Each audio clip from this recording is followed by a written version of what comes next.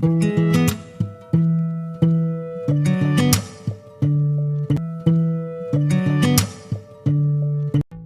Friends, welcome to Sumi's kitchen. ഇന്ന് ഞാനിവിടെ വന്നിരിക്കുന്നത് നോമ്പിൻ്റെ കുറച്ച് വിശേഷമായിട്ടാണ്. പിന്നെ അതേപോലെ തന്നെ ഒരു ബീഫ് കറി ഉണ്ടാക്കുന്നതും കാണിക്കുന്നുണ്ട്. അപ്പോൾ നമുക്ക് വേഗം വീഡിയോയിലേക്ക് കടക്കാം. അപ്പം ആദ്യം തന്നെ ബീഫ് കറിയാണ് ഉണ്ടാക്കുന്നത് കേട്ടോ. അപ്പോൾ ഇത് ചട്ടിയിലാണ് ഉണ്ടാക്കുന്നത്. നിങ്ങൾ തമ്പിലേയും കണ്ടിട്ടുണ്ടാവും. ഇതേപോലെ ഉണ്ടാക്കി കഴിഞ്ഞാൽ നല്ല ടേസ്റ്റാണ് കേട്ടോ. ഒരു വെറൈറ്റി ടേസ്റ്റ് തന്നെയാണ് നമ്മുടെ ചട്ടിയിൽ ഉണ്ടാക്കുമ്പോൾ. അപ്പോൾ അതിലേക്ക് ഞാൻ വെളിച്ചെണ്ണ ഒഴിച്ച് കൊടുത്തിട്ടുണ്ട്. ഇനി വെളിച്ചെണ്ണ നന്നായി ഒന്ന് ചൂടാകുമ്പോൾ നമുക്ക് ഇതിലേക്ക് കുറച്ച് കടുക് ഇട്ട് കൊടുക്കാം. എന്നിട്ട് ഈ കടുകൊന്ന് നന്നായി ഒന്ന് പൊട്ടി വരട്ടെ. പിന്നെ ഇതിലേക്ക് ഒരു സൂത്രം കൂടി ഉണ്ട്, നമ്മുടെ ഇറച്ചി നല്ലൊരു ടേസ്റ്റ് കൂടി കിട്ടാനായിട്ട്. അത് ഞാൻ വഴിയെ പറഞ്ഞു തരാം. നമ്മുടെ കടുകൊക്കെ പൊട്ടി വന്നിട്ടുണ്ട്. ഇനി നമുക്കിത് അരിഞ്ഞ് വെച്ച സാധനങ്ങളൊക്കെ ചേർത്ത് കൊടുക്കാം. ഇഞ്ചിയും വെളുത്തുള്ളി, പച്ചമുളക്, പിന്നെ ചെറുള്ളി, പിന്നെ വേപ്പിൻ്റെ ഇല, അങ്ങനത്തെ സാധനങ്ങളെല്ലാം ഇട്ട് കൊടുത്തിട്ട് നമുക്ക് നന്നായി ഒന്ന് വഴറ്റിയെടുക്കാം. വേണമെങ്കിൽ കുറച്ച് ഉപ്പും കൂടി ചേർത്ത് കൊടുത്തു കഴിഞ്ഞാൽ പെട്ടെന്ന് വഴന്ന് കിട്ടും കേട്ടോ. അപ്പോൾ നമുക്കൊന്ന് ആദ്യം ഒന്ന് വഴന്നെടുക്കാം.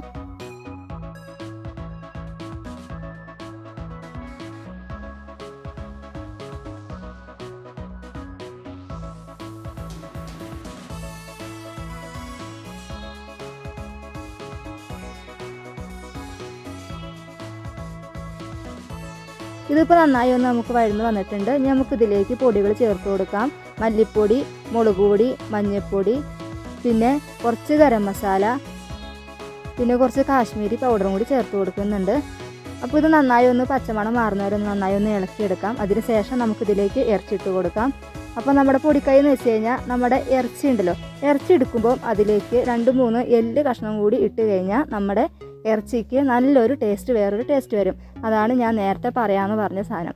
അപ്പം നമ്മൾ ഇറച്ചിക്കറി വെക്കുമ്പോൾ ആ ഇറച്ചിയിൽ ഇച്ചിരി 2-3 എല്ല് കഷ്ണം കൂടി ഇട്ട് കഴിഞ്ഞാൽ നമ്മുടെ ഇറച്ചിക്കറി നല്ലൊരു ടേസ്റ്റായിട്ട് വരും. ഞാനിതിലിത് ചേർത്ത് കൊടുത്തിട്ടുണ്ട്. അപ്പോൾ ഇത് നന്നായി ഒന്ന് ഇളക്കിയതിന് ശേഷം നമുക്ക് ഇതിലേക്ക് ആവശ്യത്തിന് വെള്ളം കൂടി ഒഴിച്ചു കൊടുക്കാം. എന്നിട്ട് ഇതിൽ ആവശ്യത്തിനുള്ള ഉപ്പും കൂടി ചേർത്ത് കൊടുക്കണം. അതും കൂടി ചേർത്ത് കൊടുത്തതിന് ശേഷം നമുക്ക് ഇത് മൂടി വെച്ച് നന്നായി ഒന്ന് വേവിച്ചെടുക്കണം. നമ്മളിത് വേവിച്ചെടുക്കുന്ന ചട്ടിയിലായതുകൊണ്ട് ഇതിന് നല്ലൊരു വേവ് ഉണ്ടാവും. അപ്പോൾ നമുക്ക് പെട്ടെന്നൊന്നും വേവിച്ച് കിട്ടില്ല. അപ്പോൾ നമ്മൾ തീ കുറച്ച് വെച്ചിട്ട് നന്നായി ഒന്ന് വേവിച്ചെടുക്കണം. അപ്പോൾ ഇനി ഇത് നമുക്കൊന്ന് മൂടി വെച്ചിട്ട് നന്നായി ഒന്ന് വേവിച്ചെടുത്തിട്ട് വരാം. അപ്പോൾ അതവിടെ ഇരുന്നൊന്ന് വേവട്ടെ. അപ്പോഴത്തേക്ക് നമുക്ക് നോമ്പ് തുറക്കാനുള്ള സാധനങ്ങളൊക്കെ ഉണ്ടാക്കി എടുക്കണം. അപ്പോൾ ഇത് ഇറച്ചിക്കറി അവിടെ ഇരുന്നിട്ട് റെഡി ആവട്ടെ. പിന്നെ ഇതിലേക്ക് പൊറോട്ടയാണ് മേടിക്കുന്നത്. പിന്നെ ഞാൻ ബാക്കി ജ്യൂസും കാര്യങ്ങളൊക്കെ ചെയ്യാനുണ്ട്. അപ്പം ഇന്നൊരു പൈനാപ്പിൾ ജ്യൂസ് അടിക്കാൻ വേണ്ടിയിട്ടാണ് ഇരിക്കുന്നത്. അപ്പോൾ നമുക്ക് അതൊന്ന് ചെയ്തിട്ട് വരാം.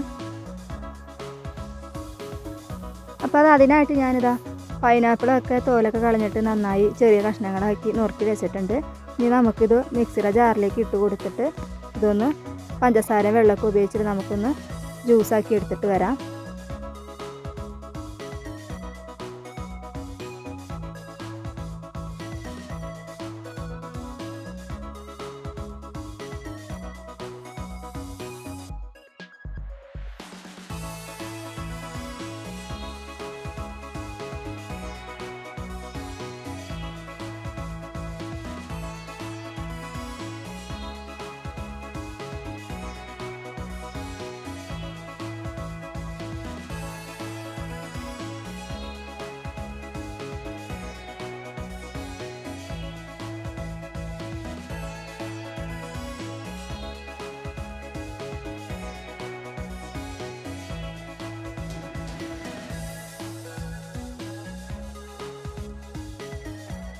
അപ്പോൾ അതാ ജ്യൂസൊക്കെ അതാ അവിടെ നന്നായി റെഡിയാക്കി എടുത്തിട്ടുണ്ട്.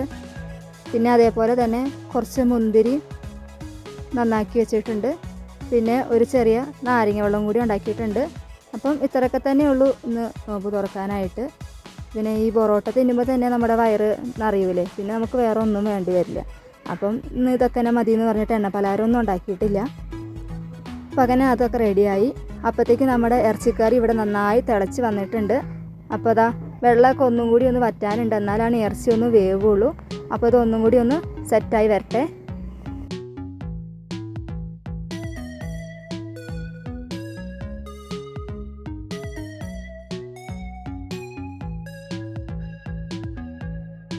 അപ്പോൾ അതാ നമ്മുടെ ബീഫ് കറി നല്ല സെറ്റായിട്ട് നല്ല അടിപൊളിയായിട്ട് വന്നിട്ടുണ്ട്. അപ്പോൾ എല്ലാവരും ഇതേപോലെ ഒന്ന് ട്രൈ ചെയ്ത് നോക്കണം കേട്ടോ.